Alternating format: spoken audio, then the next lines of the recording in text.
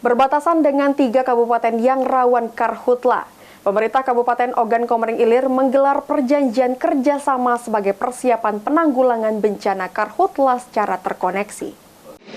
Di timur, Kalimantan Utara, dan Penguatan.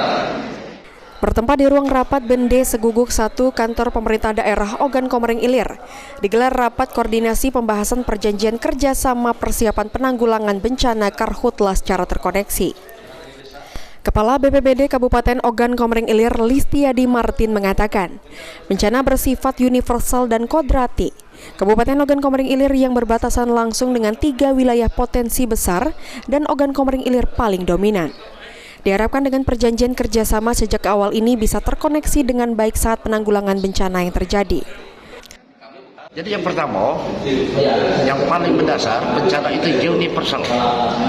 Artinya semua ini sudah itu kodrati dari Tuhan, alam. Dan kita berbatasan langsung dengan wilayah-wilayah itu yang potensi bencana. Jadi terkait dengan ini, supaya jangan saling tonton ketika ada insiden, semua pada terkoneksi. Itu yang paling mendasar. Itu berdasarkan pengalaman Pak, yang 3 wilayah ini yang paling potensi paling besar Pak?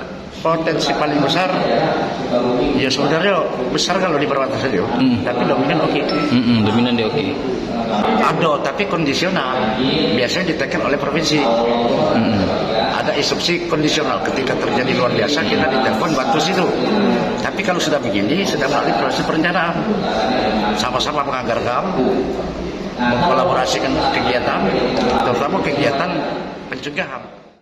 Listiadi Martin menambahkan jika selama ini tindakan penanggulangan bencana terutama karhutla secara bersama-sama dengan kabupaten lain hanya bersifat kondisional yang ditekel oleh provinsi. Dengan keterikatan kerjasama ini maka semua bisa dalam perencanaan dan sama-sama menganggarkan. Berdasarkan pengalaman bencana karhutla tahun 2023 lalu, luasan karhutla di Sumatera Selatan mencapai 32.496,5 hektar. Dari data tersebut, Kabupaten Ogan Komering Ilir menjadi daerah urutan pertama dengan luas 20.558,3 hektar yang terdiri dari 11.465,8 hektar gambut dan 9.092 hektar lahan non-gambut. Novan Wijaya, PAL TV.